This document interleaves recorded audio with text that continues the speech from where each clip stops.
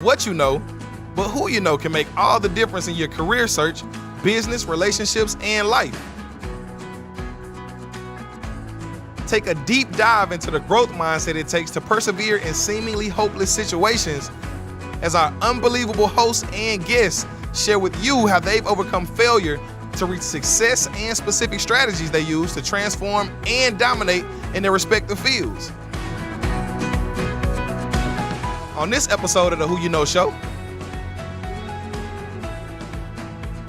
I was on 73 homeopathic pills, 11 prescription medications, and I had it. Nothing was working for the pain, and I did fall into that victim mentality, and I spiraled down into a depression, and I wanted to give up on life.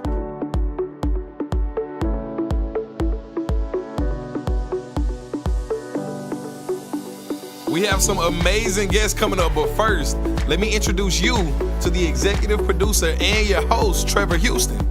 Growing up in extreme poverty with a disabled single mother, Trevor's childhood started off on the wrong path when he got involved with several criminal roommates who lived inside of his broken home. As a teenager, Trevor had already been in and out of juvenile detention facilities and was facing 5 years in jail before being forced to move to his father's home at the age of 16. Here, his father presented him with a fresh start. He taught Trevor how to work hard, earn and save money, cultivating Trevor's entrepreneurial spirit and second chance at life. Today, Trevor is a successful entrepreneur with multiple businesses and is on a mission to help others overcome rejection, failure, and hopelessness so they can break through barriers and reach their ultimate potential. Now let me introduce your co-host.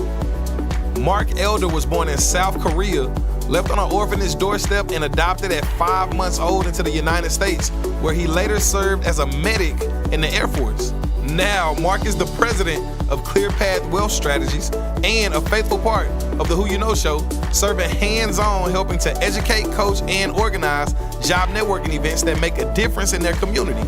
Foster Williams is the founder of SearchForYouInc.com. That powers the career search network with over 31 years of global talent acquisition expertise. Today, Foster leads and facilitates multiple job seeker networking organizations all over the USA. Let's go to this week's Executive Spotlight. Each week, we'll be interviewing the top entrepreneurs and executives and companies, sharing their personal playbook to success and the lessons they've learned along the way. On this episode of the Who You Know Show, Amberly Lago is a leading expert in the field of resilience and transformation. She's a best-selling author of True Grit and Grace and empowers people around the world by sharing her story on how she turned tragedy into triumph. If I can get a warm Who You Know welcome for Amberly Lago. So happy to see you. I know. So great to be here. Well, we wanted to, the last time you were here, we wanted to do a live audience and everything, and it was at the height of like the Omicron. And I was like, well, I was even sick. Like I got sick, Mark got sick, everybody got sick, and I was like, probably not the best timing. So well, and you know, it was our 300. It was the 300. Yeah, it was our episode, 300. Yeah, and I had just moved to Dallas. Yes, I mean, yes, just that's moved. right. I've been in Los Angeles for 31 years. Originally, I have to say originally from Texas. That way, you know, That's right. a lot of Texans don't want Californians coming here. But I'm originally from here, so just moved back to Okay, you be did a with little them. bit, Yeah. Well, the last time you were here, we talked about your story about how you were on a motorcycle accident. You had multiple surgeries. 34. 34. 34. Multiple, yeah. Just a few. Dozens, I counted every one of them, dozens. Wow, 34 surgeries to save your leg. I still have it. Still works, kind of. Amen. Tell us about, I really wanted to ask you a question last time and I didn't get to it. I want to know the experience, because I've also been in a motorcycle accident. Shout out to Jeremiah who's in the audience. He was there the day that I crashed my motorcycle. Tell us the experience when you woke up in the hospital. Like, paint that picture for us.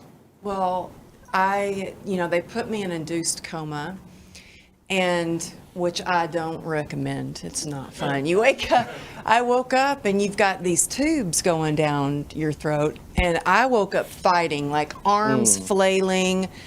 And the nurse is like, "Oh, honey, no, don't do that. Lee, don't pull those tubes out." Honey. And they're like, "I think she's trying to tell us something." And they got me a pad and a pen. And the first thing I write, my husband's leaning over me. He's got tears in his eyes. And the first thing I write is, "Get off my tubes."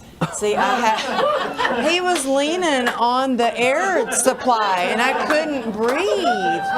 And so, and then, then I write down on the paper, "Don't tell Savannah." Now, my youngest daughter was 2, my oldest daughter was 15, and she was on a trip, and I had no idea I'd been out for over a week. And then that's when they told me, "You've got a 1% chance of saving your leg. We're going to have to amputate." And all I heard was 1% chance. And I was like, "Well, then you're saying there's still a chance." So you're saying there's a chance. So yeah, kind of like that Dumb and Dumber. Yeah. So, yeah. So I was like, "We've got to find a doctor who's willing to take that chance." And boy, that took an act of God, a lot of prayers, a lot of favors, knowing the right doctors, a lot of who you know. Oh, okay. And we got transferred. And that's when I'd have a surgery and a day of recovery, then a surgery and a day of recovery. And about 4 years worth, actually, to where I was, bedridden, in a wheelchair, up on crutches, back, and then actually trying to walk in these heels coming in today. I was like, maybe I should have brought my crutches. But you know what? They told me, when I went to see a doctor, when I was out of the hospital, I was so proud to be standing upright on crutches, and I went into this doctor, and he looks at me, he examines me a little bit, and he said, "You've got something very serious." And I was kind of like, "Yeah, I know. I got hit by an SUV." He goes, "No, you have complex regional pain syndrome, and your life is never going to be the same. You're going to be permanently disabled. You won't work again. You need to go get back in your wheelchair." And I said, "For how long?" He said, "Forever." And I'm like, maybe he just doesn't know who I am. That can't be. That cannot be possible. You don't know me. And, it did take a lot of grit, and by the grace of God, and it took me 2 years, but I actually ran again on the beach with my daughter. It wasn't real pretty, but I ran again, and I would fall down and cry and stand back up in tears of gratitude. And I can't walk very well in these shoes, but I wear them because I can. I want to. Amberly, you don't seem like a person that would fall into. You handle the victim mentality very well, but people that do not so much. How would you tell them? How in the world could you rid yourself of that victim mentality? Because you could have easily gone there. You know what? I did fall into that for a little while. I did. When I had tried so many treatments, so I left that doctor's office and I felt like I'd been kicked in the gut. Yeah. And I cried all the way home, but I didn't go back and get in my wheelchair. Instead, I went straight to physical therapy, and I told him, I said, "I know I don't have an appointment today, but I'm going to have to work harder than I've ever worked before if I want to have the life that I've always imagined." Now, I didn't know how hard that was going to be. And I kept trying, and I was doing all these treatments and, spinal cord stimulator, ketamine infusions when I had never done a drug in my life. I was on 73 homeopathic pills, 11 prescription medications. And I had it. Nothing was working for the pain. And I did fall into that victim mentality, and I spiraled down into a depression, and I wanted to give up on life. But I think that we all have this light inside of us. And although mine was just barely a flicker, for me, the thing that helped me the most was asking for help. Now, I asked God. Got on my knees and asked God for help. I asked friends I asked family. That was hard for me. I do know why. If I go back and why was it so hard for me to ask for help? Usually it comes from something that happened in our childhood, like don't raise your hand, just sit there, be quiet, or when you ask for help as a kid and you don't get it. And so you learn, well, nobody's going to help me. And although it's great, I had to learn to walk on my own. No one was going to do that for me. But I believe that when we ask for help and we are vulnerable, we allow others to come and be strong for us, it builds that connection. We build those relationships. And I'm not afraid to ask for help anymore. Well, and you know what it is, right? So, okay, when you show your wound to somebody, right? People, it's innate in us that we want to help and we want to aid that wound. Like you see, if you saw somebody just get hit by a car or whatever, or like in your motorcycle accident, I'm sure there were probably a lot of people that pulled over real quickly. They saw you. They wanted to come to your aid, right? Well, no, did that not happen? Well, one lady, it was pretty crazy. One lady fainted, and people did not run over to me. I think because it was there was blood everywhere. It was scary. And people didn't run over to me. They were scared.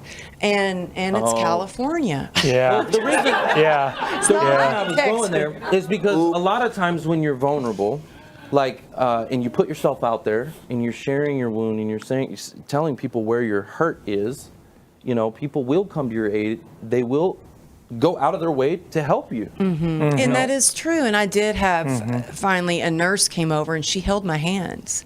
She's like, I need you to breathe with me. And I was like shouting out some cuss words, and she goes, "No, I need you to breathe." And you just took me back to my motorcycle accident. It's uncontrollable. They had me in a neck brace, and I'm claustrophobic, right? I freaked out. Get me out of here. I was freaking out, cussing, all kinds of crazy stuff coming out of my mouth. And they had to continue to get me another morphine shot or whatever, just let me know. Yeah, I could, they started to give me something, and I'm allergic to morphine. And so I was like, what are you giving me? I mean, I was alert for the whole thing. I'm like, what are you about to give me? And he's like, morphine. I'm like, I'm allergic. I was like, oh my goodness, well, maybe just give it to me, and I do want to die, because the pain was so bad, Well, I can imagine. But pain has been my biggest teacher. It's what has really allowed me to ask for help in the first place. Because it was at my lowest point when I was doing things that were not serving me. I kind of started, went from being very fit at the height of my career in my fitness, in the fitness industry. I was doing infomercials with Body by Jake. I was sponsored by Nike. To now all of a sudden I'm drinking every day to try to cope with the pain. And I feel like everything we do, every choice we make is either moving us towards our better self, or we're hurting ourselves. And I thought, what am I doing with my life? I need help. But I didn't know where to go. And so out of desperation, and I do think there's a gift in desperation, because it took me being so desperate to finally get over the shame and the embarrassment of what I had become, and everything, the behavior, the habits I had created, the way I looked, to ask for help. And then when I could totally embrace my situation is when I could start making better decisions and taking better action steps. So number one, there's a song, right? And it says, brokenness is what I long for, right? So absolutely, there is a gift in desperation. But also you were told. So you had these things being told to you, and they really could have created some self-limiting beliefs, right? So how would you get past that? And what would you tell somebody else that's dealing with self-limiting beliefs?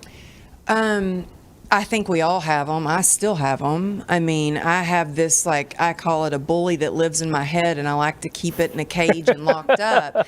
But it gets out, it sneaks out and breaks out of jail sometimes. And I immediately, when I hear, when I was about to give my TED Talk, I was like, who do I think I am? I'm not smart enough for that. I'm the only one that doesn't have a PhD. Like, all these things I told myself, and I completely switch it to something more empowering. I just interviewed Rebecca Zung on, I don't know if you know Rebecca, but we got to get her. She's amazing. Who you know? I just had her on my podcast, and she had a powerful mantra that I loved. And I said, I'm going to save that one. I like it. She said, I guard my light with my life. And I was like, ooh, I like that. And so anytime I have a negative belief, I replace it with something positive. But it's also so important who you know, like who you're hanging out with, what are you consuming? And that's everything from in person, like we're friends online, but like we're actual friends in real life. And I can call you and say, hey, what do you think about this?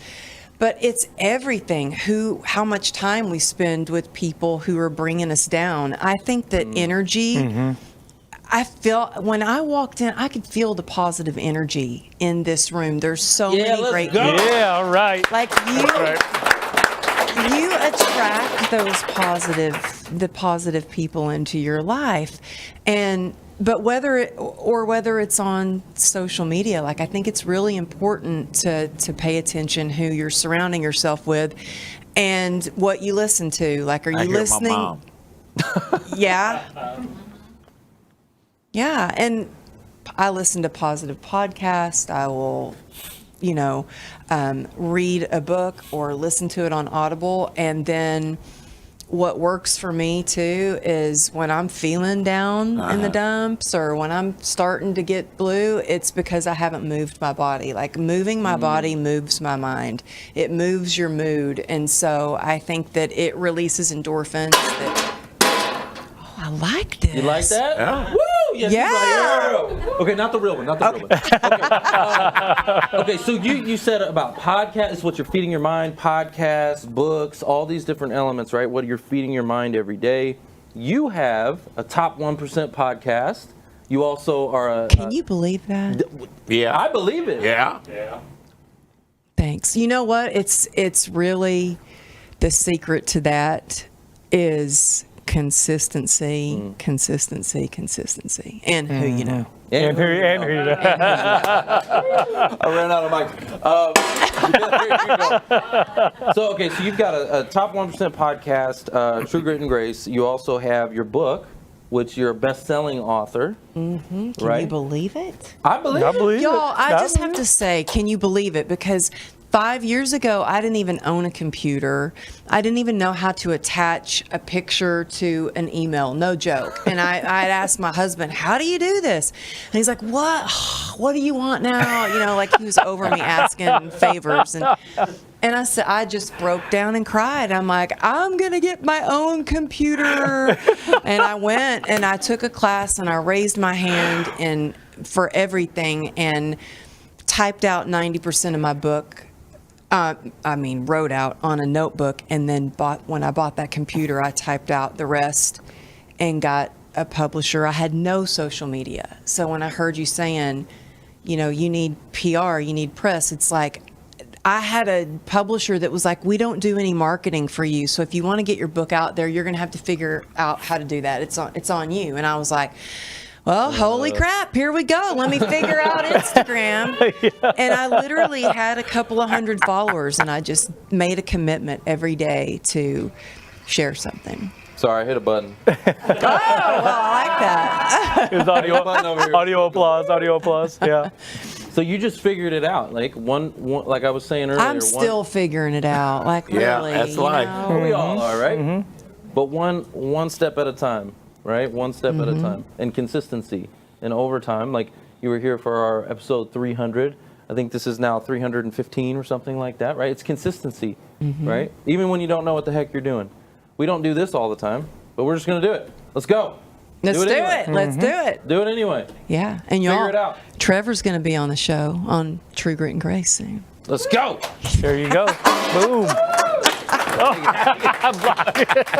I threw one out for you. You'll get to hear I hit another button. Hey! Somebody's winning something back here.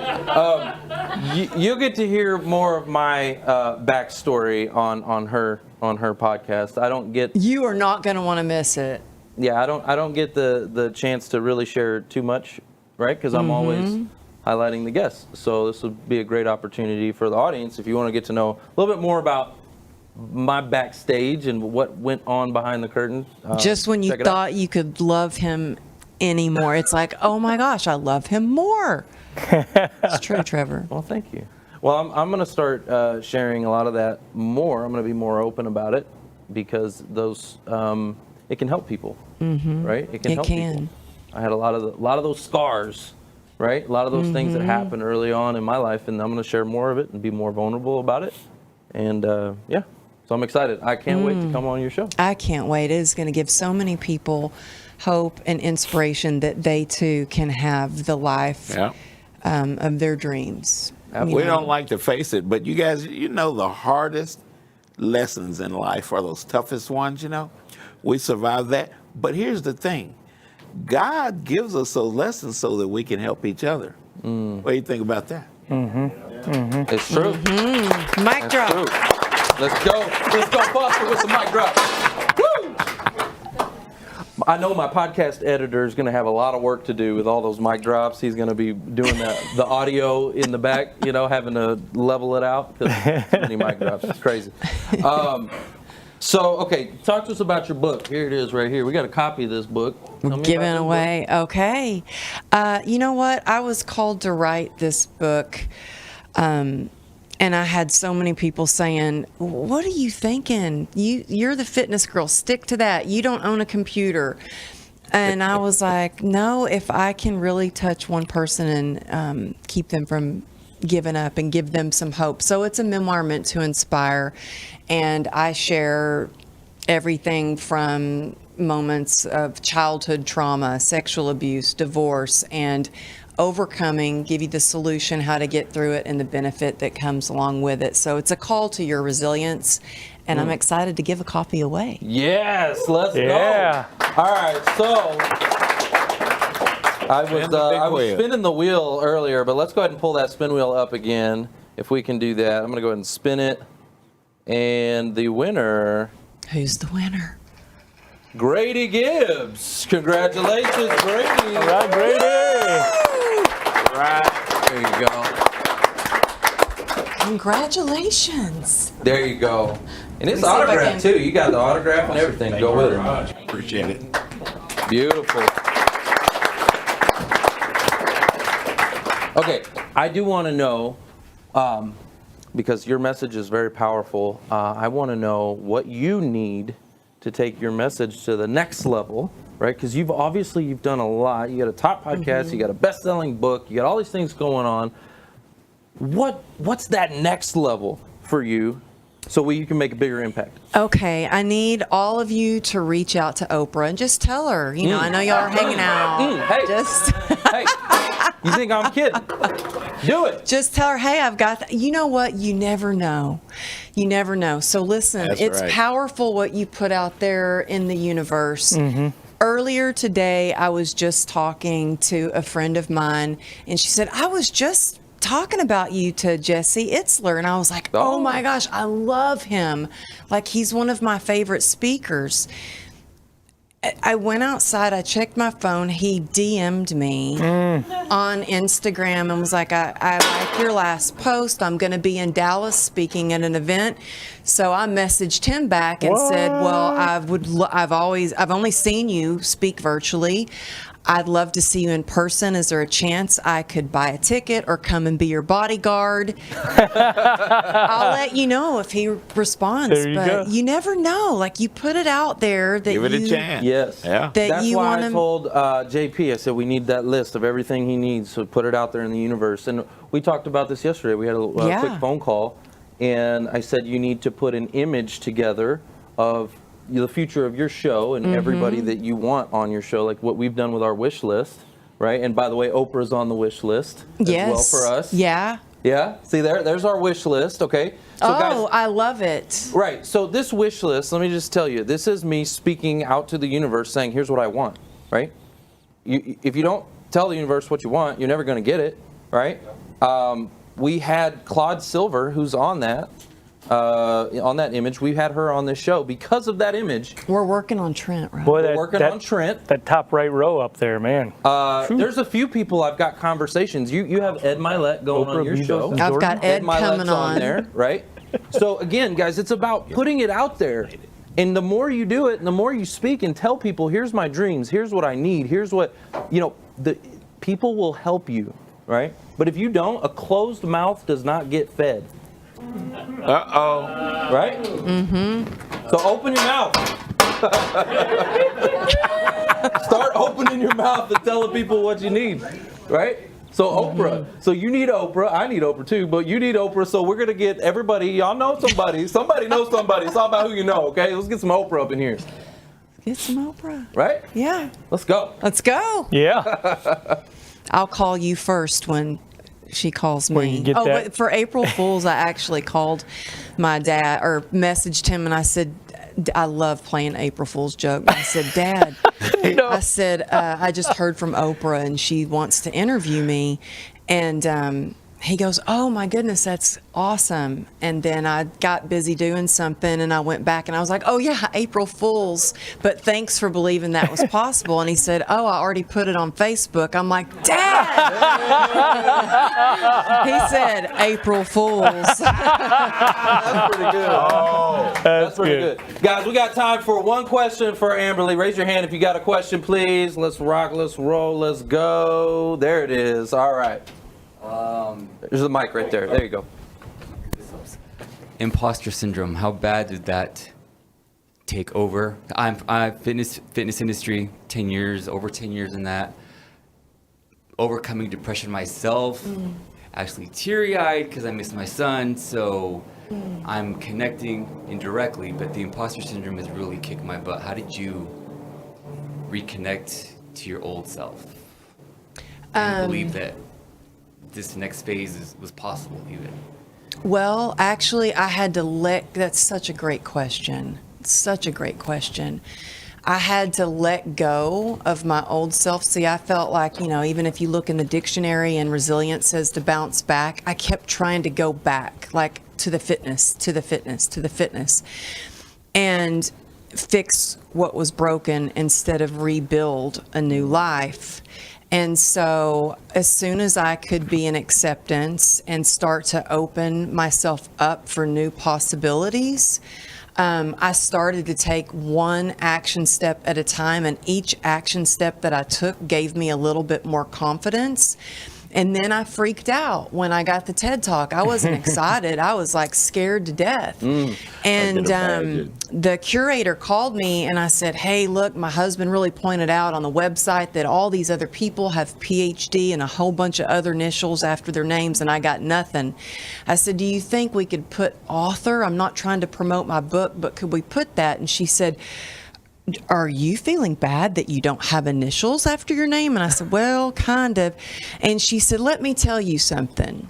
You've got a PhD in heart, and that's why we want you on our TEDx. Yeah. And I think that all of you have a PhD in heart, but figure out what your superpower is, because you all have a superpower. And I seriously want you to go home and think about, what is that superpower that you have, that thing, that special thing that always, people are like, you are so good at that. Like, you're such a good connector. You're whatever it may be.